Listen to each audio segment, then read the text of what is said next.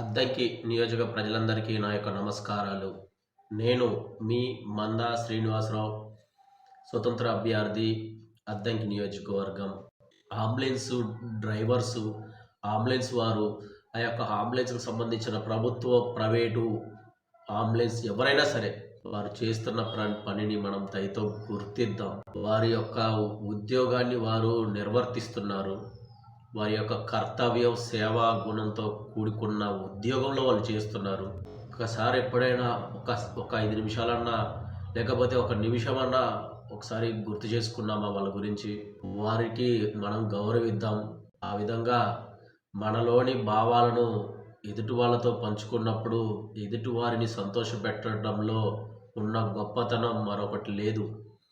మనం ఈ రోజుల్లో ఏమిస్తున్నాం, ఏమి తీసుకుంటున్నాం అనే దానికన్నా కూడా మన నాలుక ద్వారా ఒక్క మాట, చిన్న మాట, థ్యాంక్ యూ సార్ అని ఒక్క మాట గనక మనం చెప్పగలిగితే, ఆ యొక్క మాటలో ఎంత పరమార్థం ఉందంటే, అవతల వ్యక్తి ఎంత సంతోషాన్ని వ్యక్తపరుస్తారంటే, నేను ఇంతగా కష్టపడిన దానికి, నేను వర్షంలో డ్రైవ్ చేసుకుంటూ వచ్చిన దానికి, చలిలో వణుకుతూ నేను వచ్చిన దానికిని, ఆ యొక్క కష్టానికి వీరు గుర్తించారు.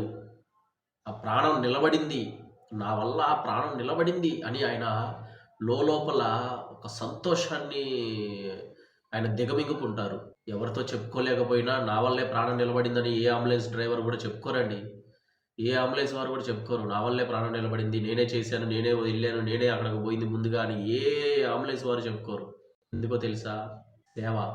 సేవా గుణంతో కూడుకున్న ప్రతి ఒక్కరూ, డాక్టర్స్, నర్సు, హాస్పిటలు ఏదైనా కానివ్వండి, నా వల్లే పలానా వ్యక్తి బ్రతికారు అని ఏ డాక్టర్ కూడా చెప్పుకోరు. ఎందుకో తెలుసా? భగవంతుడిచ్చిన ఆశీస్సులు, భగవంతుడు చూపించిన చొరవ, వారిని అమితంగా ప్రేమించాడు.